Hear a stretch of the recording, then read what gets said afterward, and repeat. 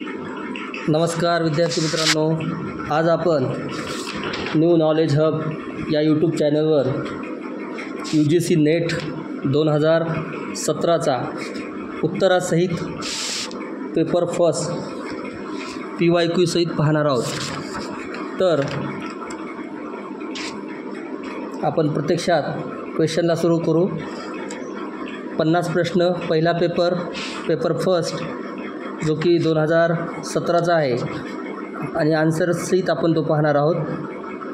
2017चा paper taste booklet series ए आन्सरसहित आपण पाहणार आहोत.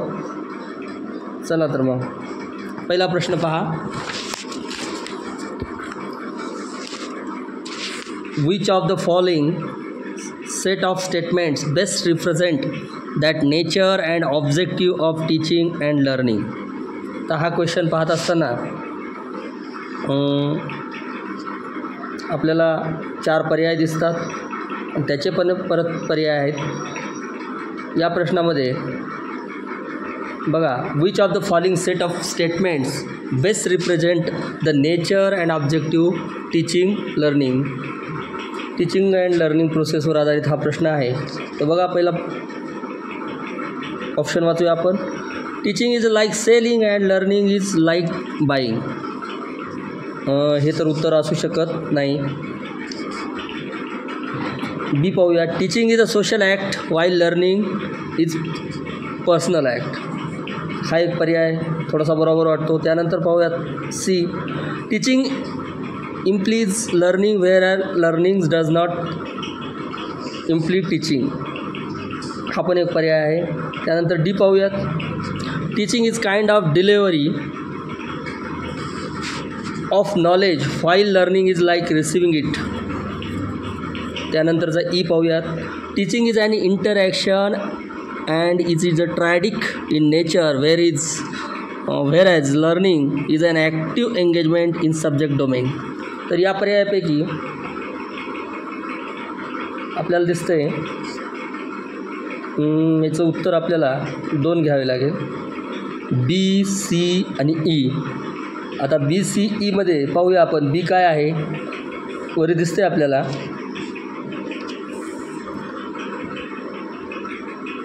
Teaching is a social act while learning is personal act. हे एक बरोबर आहे. त्यानंतर सी काय आहे. Teaching implies learning where is learning does not imply teaching. आणि त्यानंतरचं ई पहा. Teaching is an interaction. Teaching is an interaction. एक तो उत्तर आहे आपल्या या प्रश्नाचं.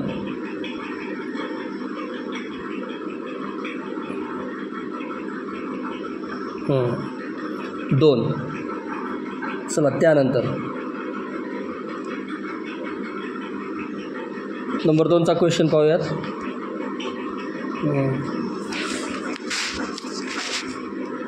From the list given below identify the learner characteristic. Learner characteristic आधारित प्रश्न आहे. आपण फास्ट वाचून घेऊयात कारण आपल्याला 50 प्रश्न सोडवायचे त्याच्यातले.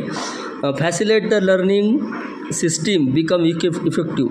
लर्नरचे कोणते कॅरेक्टरिस्टिक आहेत की जे टीचिंगला काय करतील, टीचिंग लर्निंग प्रोसेसला इफेक्टिव्ह असतील. कोणते कॅरेक्टर्स आहेत बघूया आपण. पहिला आहे prior experience of learner. C आहे aptitude of the learner. E आहे learners food habits and hobbies. B आहे लर्नर्स फॅमिली लँग्वेज.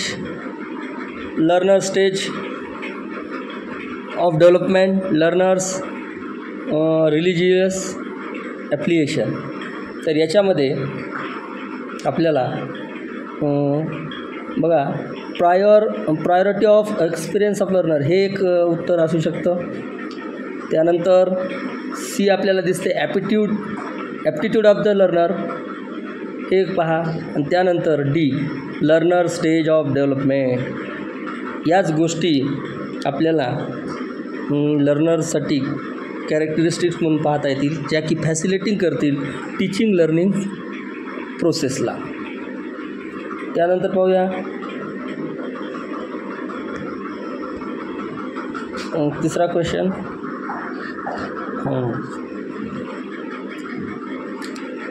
असर्शन आहे इथं आणि त्यावर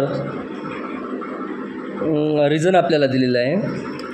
ऑल टीचिंग इम्प्लाइज लर्निंग आणि त्याचं रिझन दिलेलं आहे इथं learning to be useful must be derived from teaching. ते एक कथन आहे आणि त्याच्यावर आधारित तर्क आहे. तर याचं उत्तर आपल्याला 3 घ्यावे लागेल. म्हणजेच ए बरोबर आहे, ए बरोबर आहे पण आर काय हे बरोबर नाही किंवा चूक आहे. या स्वरूपात आपल्याला उत्तर घ्यावं लागेल. म्हणजे उत्तर आहे याचं 3. Both A R. इथं बघा ऑप्शन कसे होते. Both A and R true. R is the correct explanation of A. दुसरं होतं both A and R true but R is not the correct explanation of A. तिसरं बघा A is true but R is false. तर हे उत्तर आहे याचं. त्यानंतरचा क्वेश्चन नंबर 4 4th इंग्रजीतलेच क्वेश्चन पाहूयात आपण. On the basis of summative test a teacher interpreting his her students performance in terms of their wellness lifestyle evident in behavior this will be called. बघा इंग्रजीत प्रश्न आहे. हिंदीच्या तुलनेमध्ये आपल्याला इंग्रजीत जास्त लवकर समजण्यास मदत होणार आहे. तर याचं उत्तर आहे निकष क्रायटेरियन रेफरन्स टेस्टिंग. उत्तर काय आहे क्रायटेरियन रेफरन्स टेस्टिंग. त्यानंतरचा क्वेश्चन 5वा which of the following is the key of behaviour in effective teaching. Effective टीचिंगसाठी बिहेवियरमध्ये काय बदल पाहिजे. तर आपल्याला त्याचं उत्तर घ्यायचं आहे 5चं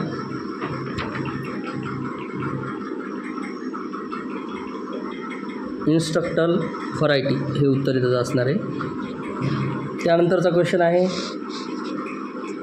6 नंबरचा which of the following research types of focus and ameliorating the prevailing situation. 6 नंबरचा क्वेश्चन आहे. बघा त्याचे ऑप्शन काय आहेत. Fundamental research, applied research, action research, experimental research. Types of रिसर्चवर हा प्रश्न आहे. तर यामध्ये याचं उत्तर आपल्याला 6 नंबरच्या क्वेश्चनचं घ्यायचं आहे ॲक्शन रिसर्च, ज्याला मराठीमध्ये आपण कृती संशोधन म्हणतो. संशोधनाचे प्रकार आहे तिथं. रिसर्च ॲप्टिट्यूडवर आधारित क्वेश्चन होता. त्यानंतर पुढचा क्वेश्चन घेऊया आपण 7 नंबरचा. A researcher attempts to evaluate the effect of method feeding on anxiety proneness of children. Which method research would be appropriate for this? तर संशोधकाला संशोधन करायचं आहे आणि ते संशोधन करत असताना विद्यार्थ्यांची चिंता आणि त्याच्या मूल्यमापन पद्धतीचा त्याच्यावर होणारा प्रभाव, आकलनावर होणारा प्रभाव कोणत्या पद्धतीनं आपण करू शकतो त्याचं रिसर्च. तर 7व्या प्रश्नाचं उत्तर आहे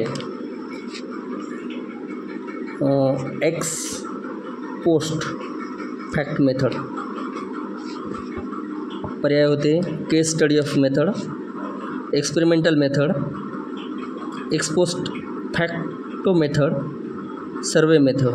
तर याच्यातला नंबर 3 हे आपल्या प्रश्नाचं उत्तर आहे. त्यानंतरचा क्वेश्चन आहे in which of the following arrangement of wider spectrum ideas and issues may be made possible. 8 नंबरचा क्वेश्चन आहे कुठं अरेंजमेंट करणं वायडर स्पेक्ट्रमची शक्य आहे. त्याचं उत्तर आहे कॉन्फरन्समध्ये. पर्याय होते रिसर्च आर्टिकल, वर्कशॉप मोड. उत्तर आहे कॉन्फरन्स. हे घ्यायचं उत्तर. सिम्पॉजियम पण नाही, हे पण नाही, हे पण नाही, हे पण नाही. उत्तर आहे कॉन्फरन्स. त्यानंतरचा क्वेश्चन आहे 9 नंबरचा. In फायनलायझिंग a thesis writing format, which of the following would be part of supplementary pages? 9 नंबरचा क्वेश्चन होता. याचं उत्तर आहे बिब्लिओग्राफी अँड अपेंडिक्स. डायरेक्ट उत्तर घेऊयात आपण, कारण आपल्याकडं वेळ खूप मोठा व्हिडिओ होईल नाही तर हा. चला ओके, उत्तर आहे बिब्लिओग्राफी ऑफ अपेंडिक्स. त्याच्यानंतर 10 नंबरचा क्वेश्चन आहे which of the following is a susceptible of issue of research ethics. तर 10 नंबरचा क्वेश्चन नैतिक मुद्द्यावर आधारित आहे. त्यामध्ये याचं उत्तर आपल्याला पर्याय वाचूयात. Susceptible issue of research ethics. Number 1, inaccurate application of statistical techniques, faculty research design, choice of sampling techniques. 4, reporting of research findings. तर याचं अचूक उत्तर आहे रिपोर्टिंग ऑफ रिसर्च फाइंडिंग्स. त्यानंतर नेक्स्ट 11. 11चं कसं आहे 11 to 3 read the passage carefully and answer the questions. Number 11 to कॉम्प्रिहेन्शनवर आधारित 11 ते 15 नंबरचे प्रश्न आहेत. त्याचे आपण डायरेक्ट उत्तर घेणार आहोत. तुम्ही प्रत्यक्षात सोडवताना हा पेपर पाहून तुम्हाला उतारा वाचून 5 प्रश्नाची उत्तरं सोडवायची होती. तर त्यानंतर 11वा प्रश्न आहे, त्याचं उत्तर आहे ABC. डायरेक्ट उत्तर घेऊ त्याचे. त्यानंतर 12वा बघूया. Adaptation as a process enables societies to cope with. हे सगळे आता आपल्याला उतारा वाचल्यानंतरच कळणार आहे त्याचं उत्तर. याचं उत्तर आहे 1 ABCD. त्यानंतर पाहूयात 13चं उत्तर आहे 2.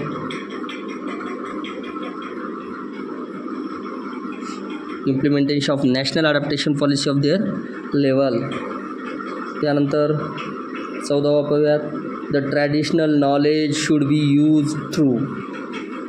त्याचं उत्तर आहे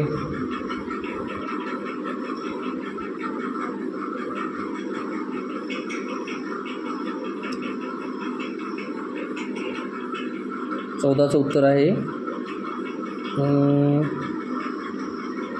3.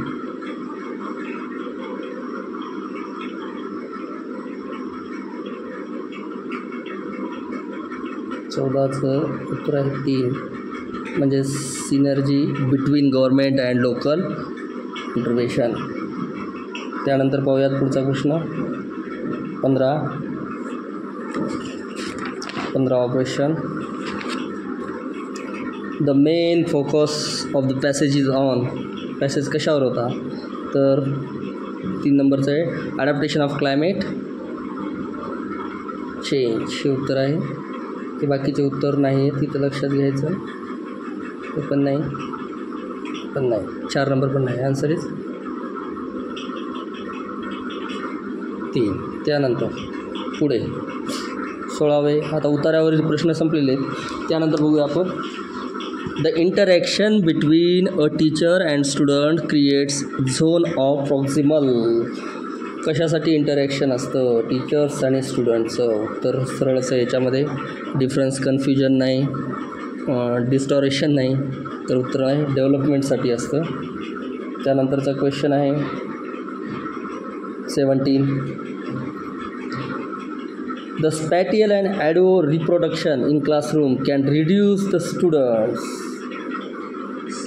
स्पॅटियल audio reproduction audio video visual आपल्याला टीचिंग एड्स माहीत आहेत. यामध्ये काय रिड्यूस करतं विद्यार्थ्याचं क्लासरूममध्ये? तर 70 नंबरचं उत्तर आहे कॉन्झिनेटिव्ह लोड इन अंडरस्टँडिंग, हे उत्तर आहे याचं. रिस्पेक्ट ऑफ टीचर हे नाही, मोटिवेशन फॉर एक्सलन्स हे पण नाही, इंटरेस्ट इन टेक्नॉलॉजी ओरिएंटेशन हे पण नाही. तर आन्सर काय याचं? Cognitive load in understanding. नुसतं ॲडिओ, नुसते ऐकण्यानं विद्यार्थ्याचं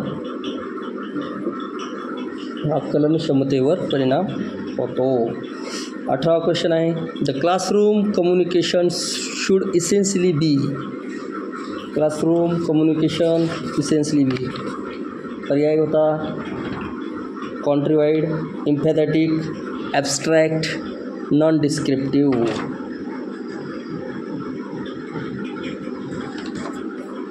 कम्युनिकेशन वर्गामध्ये कसं असलं पाहिजे?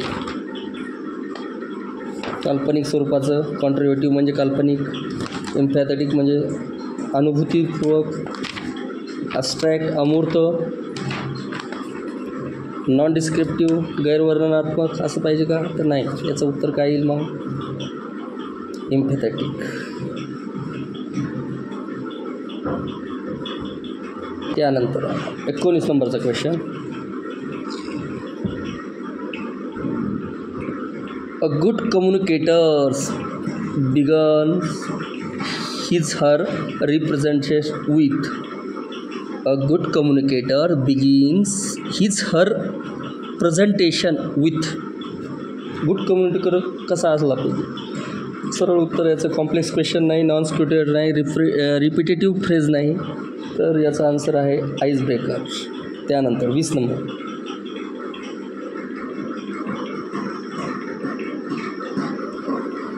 In classroom, the probability of message reception can be enhanced by.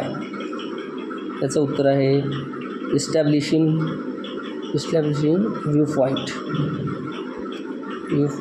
हे नाही. ओके. त्यानंतर आता 21st इन द सिरीजवर आधारित आहे बुद्धिमापनचा प्रश्न. नंबर सिरीज आहे तिथं 1, 6, 15, 28 to 45. बघा याच्यामध्ये तुम्हाला लक्षात येईल की 1, 6, 15 काय 1 आणि 6मध्ये डिफरन्स कितीचा आहे? 5. 6 आणि 8मध्ये, 6 आणि 15मध्ये 9. तर या पद्धतीने जर तुम्ही गेलात तर याचा आन्सर फार काही अवघड नाही. आन्सर येईल 66. त्यानंतरचा क्वेश्चन बुद्धिमापन हा एक विषय याच्यामध्ये आहे की मार्क वाढवून देण्यासाठी आपल्याला मदत करतो. 22. 22 the next term in the series. A काय याच्यामध्ये जे तुम्हाला कळेल. ए आणि डी कितीचा डिफरन्स आहे? बी सी 2चा डिफरन्स आहे. डी एच 2चा. त्यानंतर डीच्या नंतर बघा ई एफ जी, त्यानंतर एच आले म्हणजे 3चा डिफरन्स आहे. याच्यानंतर आता एम बघा आय जे के यल, नंतर यम आले म्हणजे 4चा डिफरन्स आहे. म्हणजे निश्चितच आता पुढच्या याच्यामध्ये कितीचा डिफरन्स असणार आहे? 5चा. बघूया आपण. यम नंतर N O P Q R S येईल. यस असणारा पर्याय फक्त एक आहे, त्याच्यामुळे उत्तर बाकीचे पर्यायसुद्धा आपल्याला बघायची गरज नाही. त्यानंतर बघा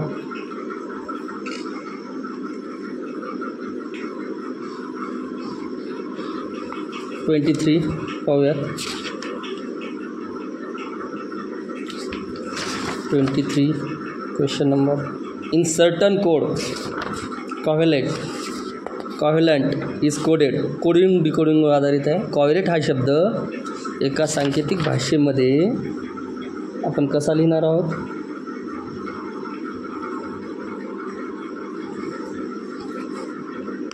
BPDUOFM असं लिहिणार होतं. एलिफंट कसं लिहा बघायचं आपण.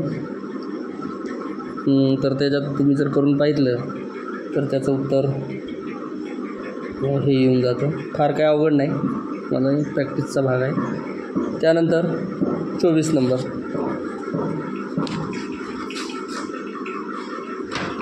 Ajay is friend of Rakesh. Ajay आणि Rakesh friend. Pointing to old man, Ajay ask Rakesh who is he. Rakesh said his son is my son's uncle. The old man is related to Rakesh. नातेसंबंधावर आधारित प्रश्न आहेत. याचं उत्तरसुद्धा पर्याय नंबर 3 फादर हे उत्तर येतं याचं. त्यानंतर पहा question number 25.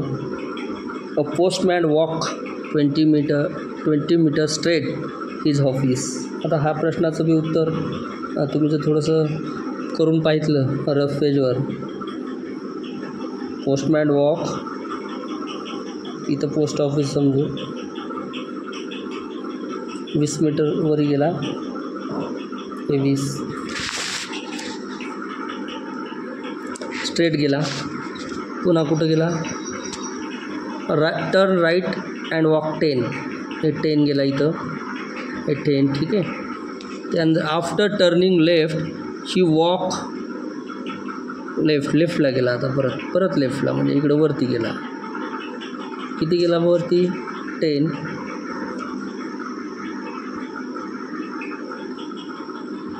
And after turning right walk right म्हणजे इकडं परत आला. हे किती गेला? 20 turning right walk 20. And again turn right and walk 70 म्हणजे बघा इकडं आला खाली खूप, हे 70. तर आपल्याला याच्यावरून लक्षात येईल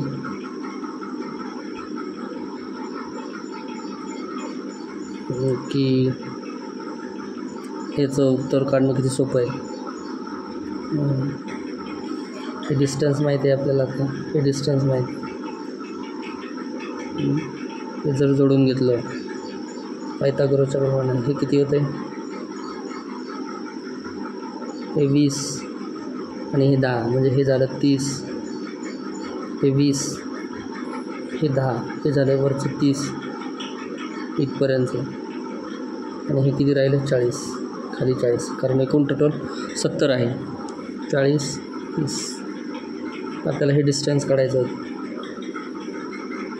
ऑफिस ते सध्याचं स्पॉट. उत्तर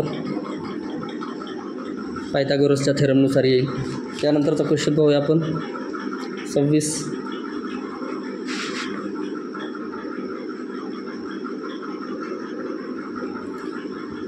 It is a tourism to say that no one was there when life first appeared on earth. Any assertion about life's origin that should be treated as a theory. 26. तर त्याचं उत्तर आहे an argument. एक तर्क आहे. चला पुढचा question 27 number. स्टेटमेंटवर आधारित आहे. स्टेटमेंट दिलेली आहेत आणि बघा प्रश्न वाचून घेऊया. Given below are 4 statement. Among them 2 are related in such a way that can both be true but they can not. वाचून घ्यायचं असं. They can both true but they can not both false. ते true असणार आहेत दोन्ही पण statement, पण दोन्ही चुकीचे नसणार आहेत. तर याच्यामध्ये उत्तर त्यांनी बी आणि सी सांगितलेलं आहे. तर बी आणि सीमध्ये पहा दोन्हीच एका वेळी सत्य असू शकतात पण असत्य असू शकत नाही. उत्तर मग याचं पर्यायापैकी त्याला 4 नंबर जातो. 4 बी अँड सी. चला त्यानंतर पाहूया. नेक्स्ट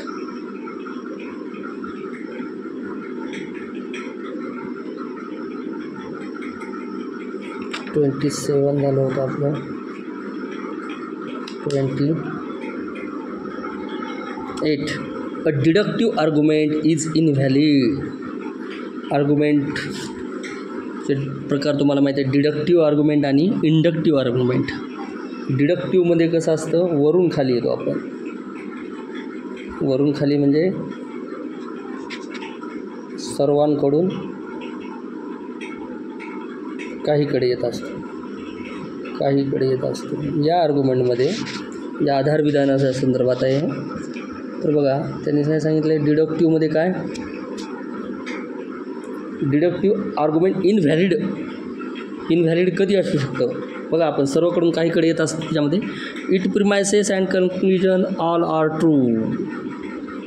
हां, हे आधारविधान आणि कन्क्ल्युजन तर ट्रू असेल तर ते व्हॅलिड असेल ना. आपल्याला विचारले काय तर invalid. If premises and conclusion are false. हे पण नाही होणार. चला, if premises all false but conclusion true. Premises false असल्यावर कन्क्ल्युजन ट्रू येण्याचा संबंधच नाही. चला त्यानंतर if premises are all true but conclusion false. सर्वांकडून काहीकडे येत असतो त्याच्यामुळं याचं उत्तर हे इनव्हॅलिड यावेळी असू शकत.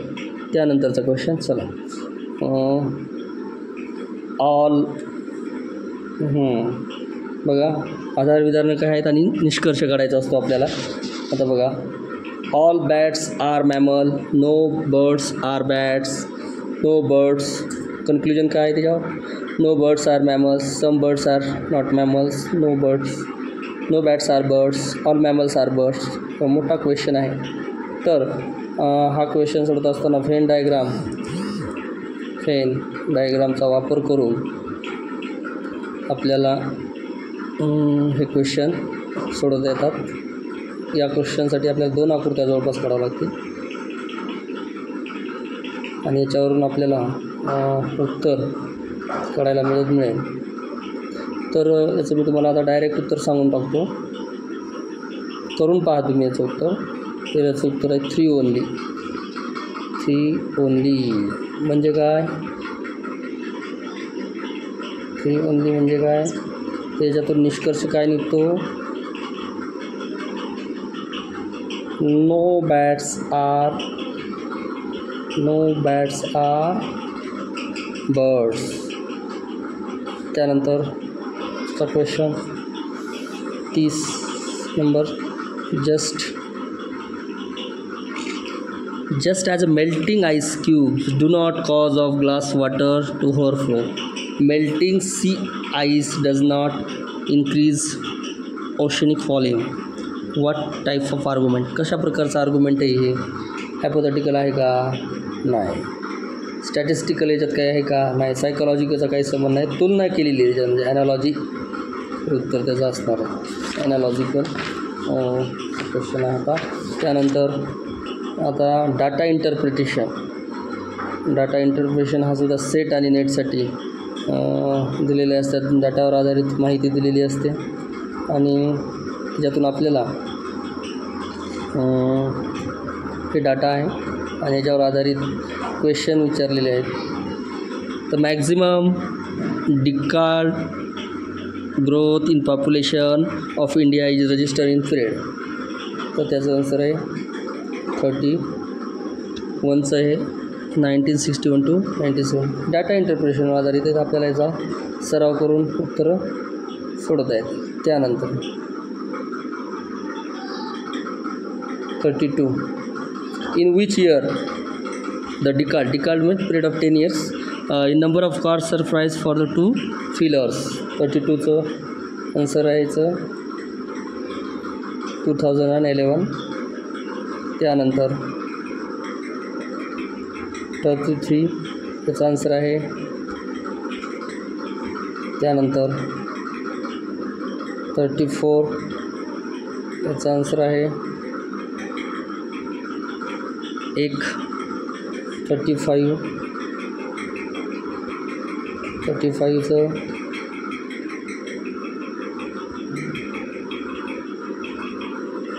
2 36 पाहूया.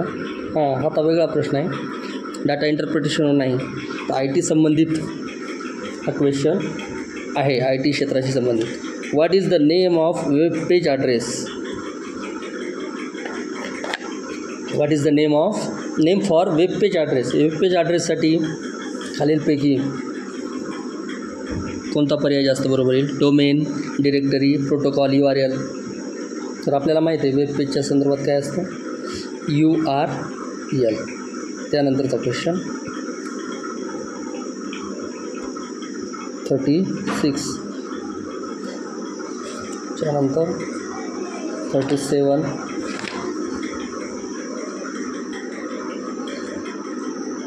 The data storage hierarchy consist.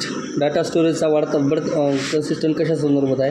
क्रम दिलेला आहे त्यांनी बघा, bytes, bits, field, records, files and database. तर नंबर 2चं वाचू. Bits, bytes, fields, records, files and database. तर उत्तर आपलं याचं हेच असणार आहे.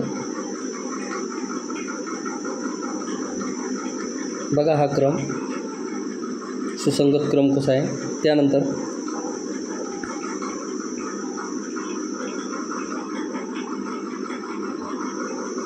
38 नंबरचा question. Which of the following domains use for profit business? बिझनेससाठी बघा कोणतं आय टी संबंधीचंच आपण क्वेश्चन आहे. ORG, net, education. तर बिझनेसच्या संदर्भात आपल्याला माहिती आहे .com आहे की नाही, आय टी संबंधित क्वेश्चन. त्यानंतर 39. What is the full form of USB is used in computer related activity? USB आपल्याला सगळ्यांना माहिती आहे, पण USBचा लॉंग फॉर्म काय आहे, फुल फॉर्म काय आहे?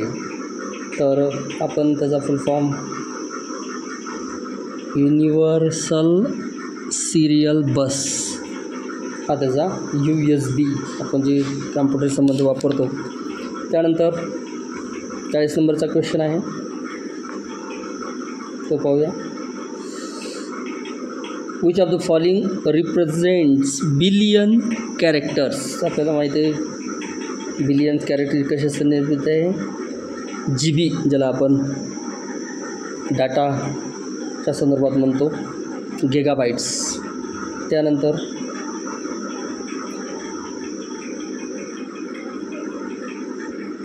41. Which of the following pollutions is the major cause of respiratory diseases? Respiratory decision होण्यासाठी कोणतं प्रकारचं पॉल्युशन आहे?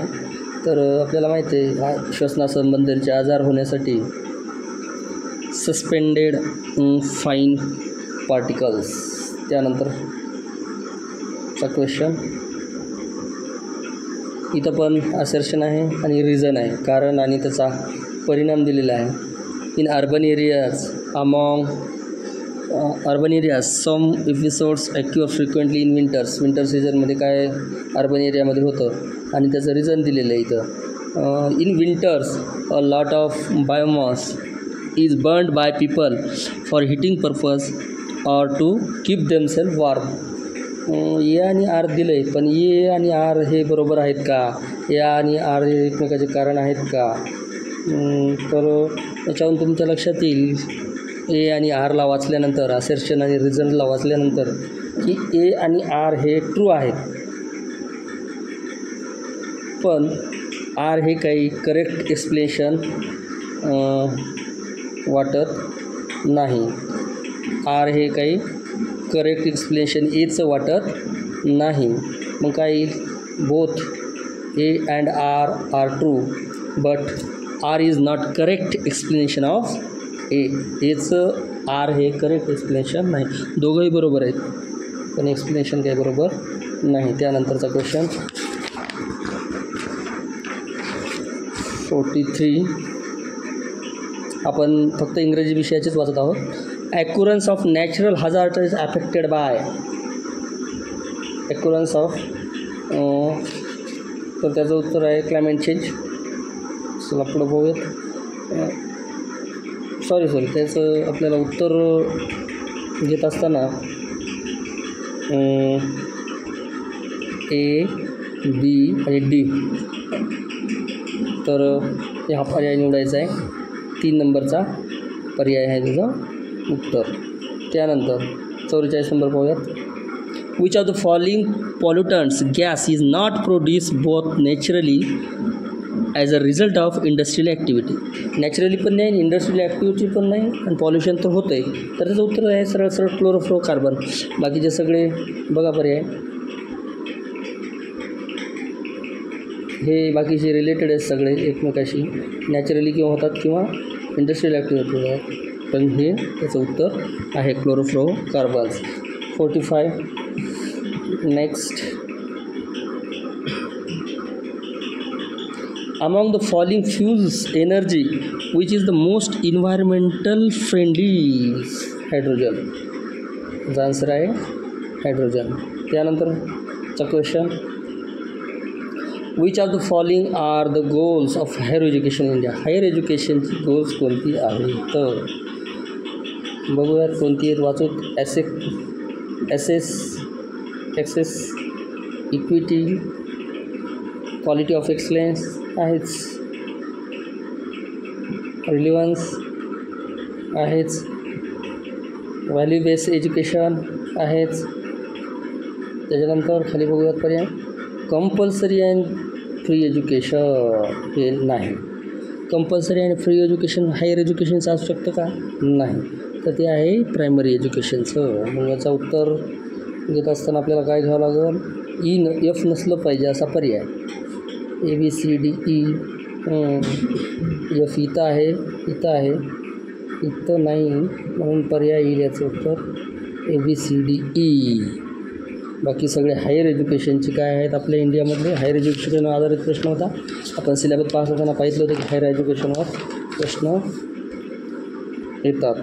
त्यानंतरचा question. Which of the following has been rank the best college in the country 2017 as per the National Institute Ranking Framework. यांना national institute आहे की जे काय करतं, रँकिंग करतं. तर 2017चा आपण क्वेश्चन पेपर पाहत आहोत, PYQ पाहत आहोत. या PYQमध्ये ह्याचा आन्सर येईल आपल्याला Miranda house Delhi. Current affairs प्रश्न असल्यासारखा होता. एज्युकेशनच्या संदर्भामध्ये करंट अफेअर्सवर क्वेश्चन होता. त्यानंतर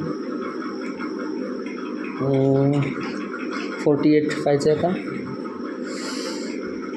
which of the following university has received the visitors award for the central university in India in February 2007. हे पण करंट अफेअर्स आहे की युनिव्हर्सिटीला व्हिजिटर्स अवॉर्ड बेस्ट सेंट्रलमधला भेटलेला आहे. तर त्याचं उत्तरसुद्धा कोणतं असेल.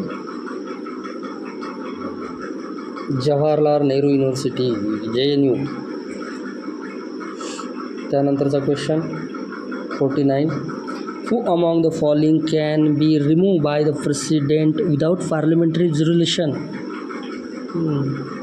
पार्लमेंटरी रेज्युलेशनचा विचार न करता ही प्रेसिडेंट राष्ट्रपती कुणाला रिमूव्ह करू शकतात.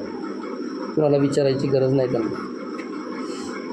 गव्हर्नर ऑफ स्टेट, राज्यपाल. त्यानंतरचा क्वेश्चन.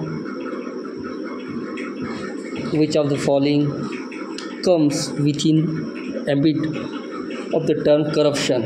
कोणत्या गोष्टी करप्शनशी संबंधित आहेत. A misuse official position, division from rules laws and norms, non action when action is required, harm to public good. तर करप्शनच्या संदर्भात प्रश्न होता. आणि करप्शन म्हणजे काय करप्शन म्हणजे काय तर बघा ABCDचे जे सगळे पर्याय दिसतात ते करप्शनच्या संबंधितच आहेत. एखादं काम करत असताना आपल्याला गरज आहे. नंबर C पहा, non action when is required. ॲक्शनची गरज आहे ना आपण तिथं काहीच करत नाही ॲक्शन, तर हे सुद्धा कारण आहे. Misuse of official position, misuse करणं हे पण आहे. डिव्हिएशन रूल्स फॉलो करणं नाही, रूलचे नियम वगैरे फॉलो करणं नाही. हार्म टू पब्लिक गुड, 50 लोकांची संपत्तीचं नुकसान करणं हे पण भ्रष्टाचाराचाच प्रकार आहे. म्हणजे उत्तर आपल्याला काय घ्यावं लागेल, ABCD सर्वच पर्याय बरोबर. तर मित्रांनो अशा पद्धतीने UGC नेट 2017चा आपण PYQ आलेले प्रश्न पेपर फर्स्टच्या संदर्भात सगळे 50 प्रश्न पाहिलेले आपण. तर याचा अभ्यास करून तुम्ही अधिकाधिक मार्क मिळवावे यासाठी हा प्रयत्न होता. चॅनलला लाईक सबस्क्राईब करायला विसरू नका. धन्यवाद.